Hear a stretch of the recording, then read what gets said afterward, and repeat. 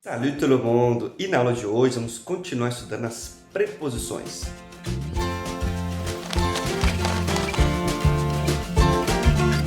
Na aula de hoje vamos estudar a preposição por e a preposição par. Vamos ver a diferença entre essas duas preposições. Tome muito cuidado, que às vezes o pessoal fala assim: Felipe, a preposição por vai ser para e a preposição par vai ser por. Não é só nesses casos, pessoal, não é só essa tradução literal, não. Tá? Então, é muito mais importante que vocês entendam bem o uso de cada preposição, quando que eu uso por, quando que eu uso par, para a gente usar de forma correta. Antes da gente começar, se você é novo aqui no canal, inscreva-se, curte, para dar uma força aqui pra gente. Então, assista esse vídeo, pessoal, até o fim, porque vamos começar com a preposição por e vamos finalizar com a preposição par. Vamos começar. Pour. Podemos usar para um but, ou então objectif, ou seja, objetivo de algo. Por exemplo, mon ami étudie pour les examens. Ou seja, étudie pour l'examen. Ou seja, aqui é o objetivo, estuda para as provas.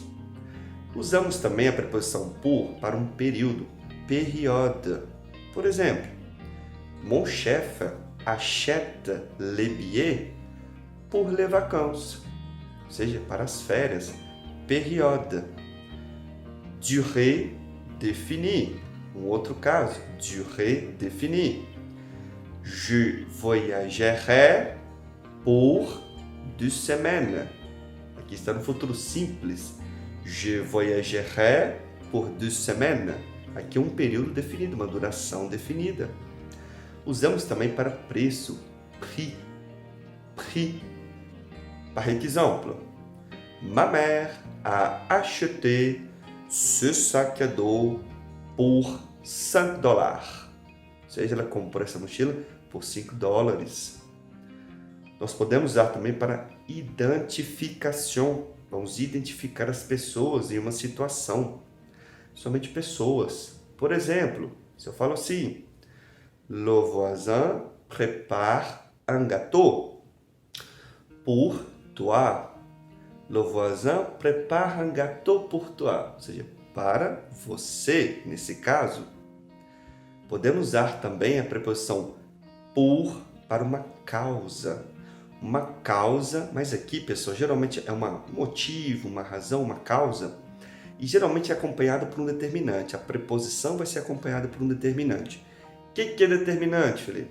Vai ser um possessivo, vai ser um artigo definido, indefinido. Geralmente determinantes são aquelas palavrinhas, aqueles elementos que vão introduzir um substantivo, por exemplo.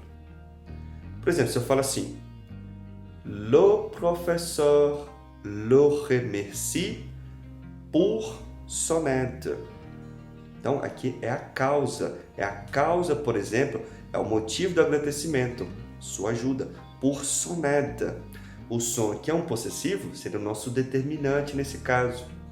Mas eu posso usar também assim, por exemplo, le restaurant est fermé pour rénovation.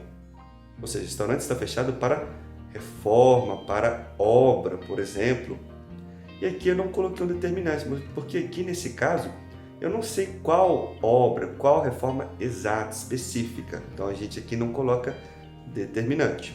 Mas pensa causa uma coisa mais concreta, uma coisa mais direta, mais objetiva.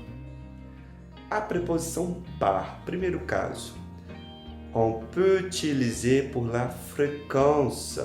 Par exemple, je voyage 2 fois par semaine. Ou seja, eu viajo 2 vezes por semana.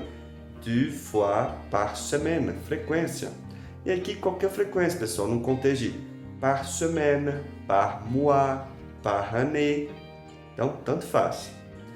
Podemos usar também para um meio, un moyen utilisé, um meio que eu uso para mandar alguma coisa, para usar alguma coisa. Então, por exemplo, se eu falo assim: mes élèves vont envoyer le devoir par email. Ou seja, os meus alunos vão enviar o dever por e-mail, no caso, par email. Ou então, se eu falo assim, les produits arriveront par train. É um meio usado por trem, por e-mail. Então, moyen utilisé. Podemos usar também para um contexto de acesso a um lugar, ou um lugar de passagem, que a gente pode pensar dessa forma também. Accès ou lieu de passage. Par exemple, mon chat passe par la porte. Ou seja, passa pela porta. Por exemplo, mon chien saute par la fenêtre. Ou seja, pula pela janela. Saute par la fenêtre. Lugar de passagem, por exemplo. Podemos usar também par para um contexto de voz passiva. Voz passiva. La voix passive. Par exemple, le moteur a été réparé par l'ingénieur. Ou seja, o motor foi consertado pelo engenheiro. Par l'ingénieur. Mas quem que executou a ação? O engenheiro. O engenheiro executou a ação onde? No motor. Então aqui eu coloquei o motor como sujeito da frase. E o engenheiro vai ser minha voz passiva. No caso aqui seria agente da passiva. Então, le moteur a été réparé par l'ingénieur. Podemos usar nesse caso também. E usamos a preposição par também num contexto de causa, razão, motivo, porém num sentido mais abstrato. Por exemplo, il fait ça par amour. Ou seja, ele faz isso por amor. Amor, amitié, amizade, são coisas abstratas. Então aqui podemos usar para causas, porém coisas abstratas. Ficou faltando um detalhezinho da preposição por, que me veio à mente aqui agora, pessoal. O por também nós podemos usar para destino, destination. Mas aqui é como se eu pego um produto, geralmente para produtos, eu pego um produto e vou enviar para um lugar, ou seja, ele vai chegar para alguma pessoa em algum lugar específico. Por exemplo, se eu falo assim, ce paquet sera pour le Québec. Então, ou seja, essa encomenda, esse pacote, será para o Quebec. Será pour le Québec. É o destino. Mas também é um destino que a gente pode usar assim. Por exemplo, cette loi est importante pour Paris. Essa lei é importante para Paris. É tipo destino da lei.